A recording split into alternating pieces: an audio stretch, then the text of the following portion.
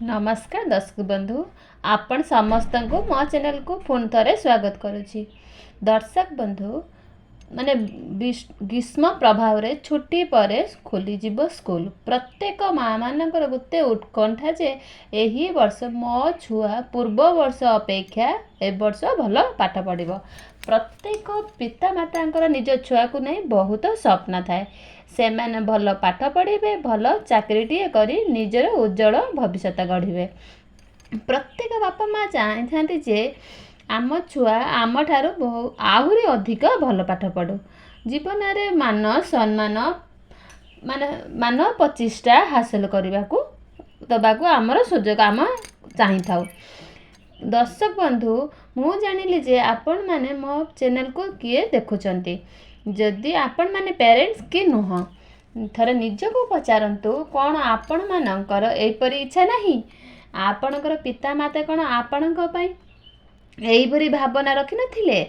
ताले दर्शक बंधु प्रत्येक छुआ मानकर जो स्मरण शक्तिर कम आसताए सही विषय रे आमे आलोचना करबा। यह सबुठारु मूल्यवान अटे।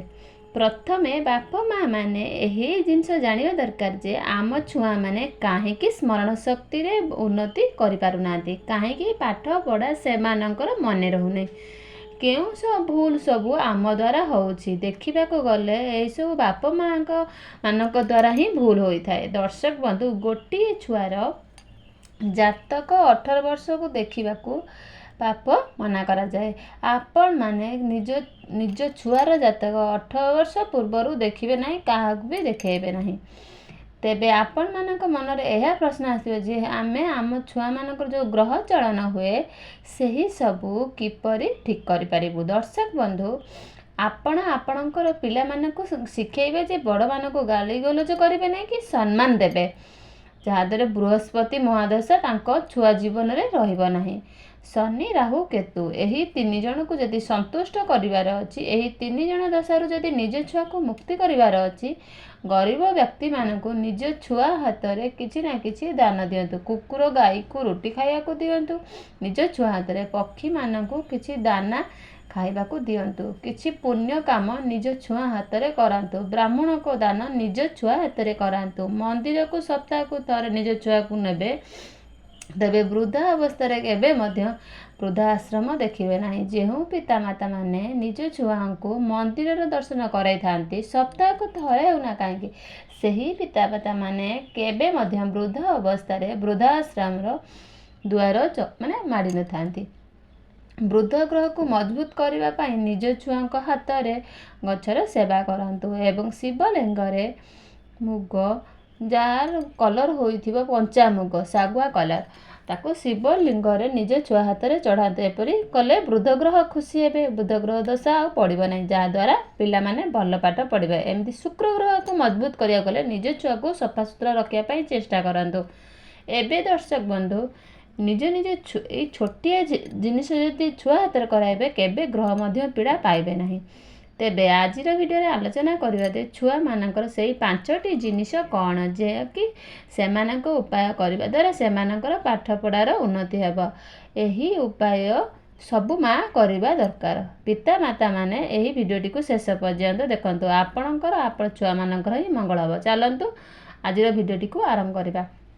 तागर मो दर्शक बंधु को अनुरोध जे मो चैनल टी को सब्सक्राइब कर दियंतु पाखर थिबा बेल आइकन को क्लिक कर वीडियोटी को लाइक कर दियंतु एवं प्रत्येक माँ मानकर गोटे चिंता निज छुआर स्मरण शक्ति बढ़ू नहीं पाठ बढ़ू नहीं यही वीडियोटी को माँ मानक निश्चित पकातु जहाद्वारा कि सेमानकर छुआ मानकर भी उन्नति हो पारिबा। प्रथम उपायटी यह अटे जे निज छुआ मानकु जेते पाठ पढ़िबा पई आपण बसाउचंती ध्यान दियंतु छुआ मानकर मुह उत्तर किंबा पूर्व दिगा हवा दरकार। सेमाने पाठ पढ़िबा बेले होमवर्क करिबा बेले जहाँ भी सेमानकर मुख सदा सर्वदा उत्तर एवं पूर्व मुख दक्षिण किंबा पश्चिम मुख करी केबे भी पाठ पढ़ंतु नहीं केबे भी मध्य विद्यारे उन्नति हो पारिबे नहीं सेमानकर विद्या क्षेत्र रे केबे भी उन्नति हो पारिबे नहीं। आपण छोट बेले ए प्रयासटी को करंतु ଦେଖିବେ ଆପଣଙ୍କର ଛୁଆ ଧୀରେ ଧୀରେ ଉନ୍ନତି ହେବ।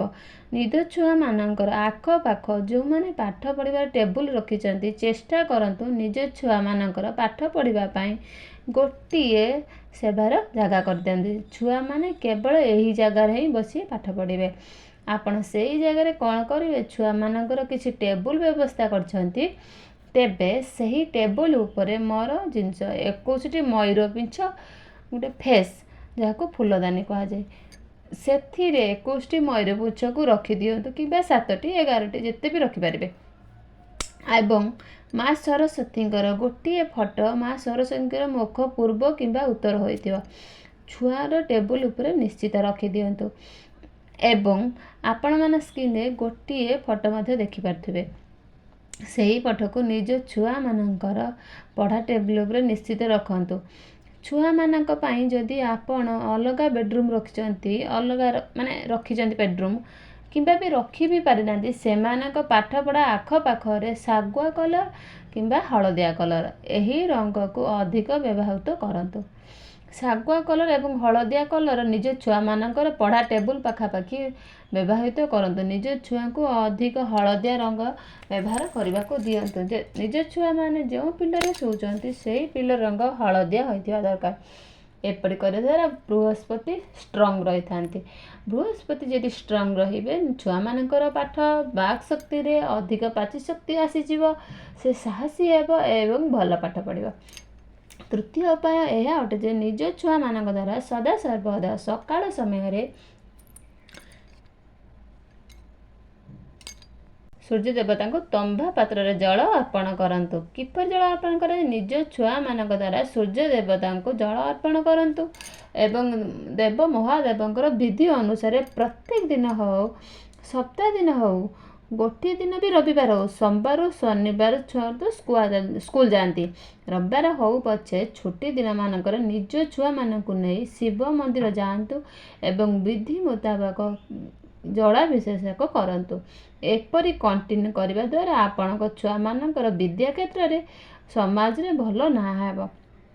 ଏବେ ତାପରେ ଉପାୟ ଜାଣିବା ଯେ ଗଣେଶଙ୍କୁ 21ଟି ଦୁବ ବୁଧବାର ଦିନ ନିଜ ଛୁଆଙ୍କ ହାତରେ ଅର୍ପଣ କରନ୍ତୁ।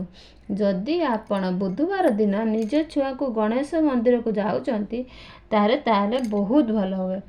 ଆପଣ ନିଜ ଘରେ ନିଜ ପରିବାରର ଫଟୋ ଅଛି ଶିବଙ୍କର, ସେଠି ବି ଗଣେଶ ରହିଥିବେ, ଆପଣ ସେଇ ଗଣେଶଙ୍କୁ ନିଜ ଛୁଆଙ୍କ ହାତରେ 21ଟି ଦୁବ ପ୍ରତ୍ୟେକ ବୁଧବାରକୁ ବୁଧବାର ନିଶ୍ଚିତ ଅର୍ପଣ କରନ୍ତୁ।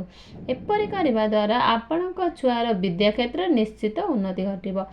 ଏବଂ ଶେଷ ଉପାୟଟି ସବୁଠାରୁ ଚମତ୍କାରୀ ଉପାୟଟି ଏହା ଅଟେ ଯେ ନିଜ ଛୁଆମାନଙ୍କ ହାତରେ ବୁଧବାର ଦିନ ଡ୍ରାଏ ଫ୍ରୁଟ୍ସ, ଯାହାକି ପେସ୍ତା ବାଦାମ, କାଜୁ, କିସମିଶ 11ଟି ପ୍ରତ୍ୟେକ ବୁଧବାରକୁ ବୁଧବାର ନିଜ ଛୁଆମାନଙ୍କ ହାତରେ ଗଣେଶ ଭଗବାନଙ୍କୁ ପିତ୍ତଳ କିମ୍ବା ରୂପାର ପ୍ଲେଟ୍ରେ ଗଣେଶ ଭଗବାନଙ୍କୁ 11ଟି ଡ୍ରାଏ ଫ୍ରୁଟ୍ସ ଅର୍ପଣ କରନ୍ତୁ ପ୍ରତ୍ୟେକ ବୁଧବାରକୁ ବୁଧବାର ସକାଳୁ।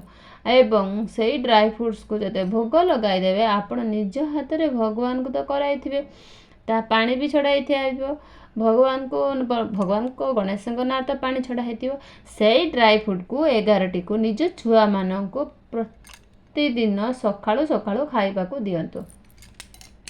ଏହି ବୁଧବାରରୁ ଆର ବୁଧବାର 11ଟି ଡ୍ରାଏ ଫ୍ରୁଟ୍ କେବଳ 2ଟି ଖାଇଦେବେ, କେଉଁ 3ଟି ଖାଇଦେବେ, ଦିନ ବି ଗୋଟେ ଖାଇପାରିବେ। ଏପରି କରି ବୁଧବାରକୁ ବୁଧବାର 11 ଡ୍ରାଏ ଫ୍ରୁଟ୍ସ ସମାପନ କରିଦିଅନ୍ତୁ। ଏପରି 11 ବୁଧବାର କରନ୍ତୁ, କାରଣ ଗଣେଶ ଭଗବାନ ହେଉଛନ୍ତି ବୁଦ୍ଧିର ଦେବତା, ଜ୍ଞାନର ଦେବତା। ଯଦି ଛୁଆମାନେ ଗଣେଶ ଭଗବାନଙ୍କ ନିକଟକୁ 21ଟି ଦୁବ ଅର୍ପଣ କରନ୍ତି, ସେ ଅତ୍ୟନ୍ତ ପ୍ରସନ୍ନ ହୋଇଯାଆନ୍ତି। ତେବେ ଆଉ ଗୋଟେ ଉପାୟ କହୁଛି, ନିଜ ଛୁଆମାନେ ଯେତେବେଳେ ପାଠ କ୍ଷେତ୍ରରେ ଆଗକୁ ଯାଉଛନ୍ତି, ଯେତେବେଳେ ପାଠ ପଢ଼ିବାକୁ ଯାଉଛନ୍ତି, ସେମାନଙ୍କୁ କୁହନ୍ତୁ ଯେ ସରସ୍ୱତୀଙ୍କୁ ସ୍ମରଣ କରି ବିଦ୍ୟା ଆରମ୍ଭ କରନ୍ତୁ। ଉତ୍ତର ଦିଗରେ ମୁହଁ କରନ୍ତୁ କିମ୍ବା ପୂର୍ବ ଦିଗ ଆଡ଼େ ସଦାସର୍ବଦା ସରସ୍ୱତୀ ମା'ଙ୍କୁ ସ୍ମରଣ କରି ହିଁ ପାଠ କରନ୍ତୁ। ଦେଖିବେ ପିଲା ଘରେ ହୋମୱାର୍କ ହେଉ, ଘରର ବିଦ୍ୟା କ୍ଷେତ୍ରରେ ହେଉ କିମ୍ବା ଟ୍ୟୁସନରେ ହେଉ, ଯାହା ବି ଯେତେବେଳେ ବିଦ୍ୟା ଆରମ୍ଭ କରାହେଉଛି, ସେତେବେଳେ ମା ସରସ୍ୱତୀଙ୍କୁ ସ୍ମରଣ କରି ହିଁ ବିଦ୍ୟା ଆରମ୍ଭ କରନ୍ତୁ। एपरी रेगुलर करवा द्वारा आपणक छुआ मानक विद्या क्षेत्र निश्चित उन्नति हेबो। माँ सरस्वती विद्यार देवी, से प्रत्येक मनीष मानकर जीवरे बास करନ୍ତି, सेथिपाई तो कुहाଯାଏ काहारी को गाली गुलज करंतु नाही। एपरी कार्य करा द्वारा आपणकर छुआ माने बहुत आगुकू जिबे। तेबे एबे दर्शक बंधु आजिर भिडियोटी आपण मानकु किपरि लागे निश्चित कमेंट सेक्शन रे जणाइबे। आपण माने एई सब उपाय को करिवे कि नाही मो सहित निश्चित शेयर करिवे। तेबे दर्शक बंधु मो भिडियोटी यदि पसंद आसे निश्चित सांग मानक कतिके शेयर कर देबे। तेबे रहिली दर्शक बंधु पुन देखा जिवो आ गोटे भिडियो रे। रहिली नमस्कार।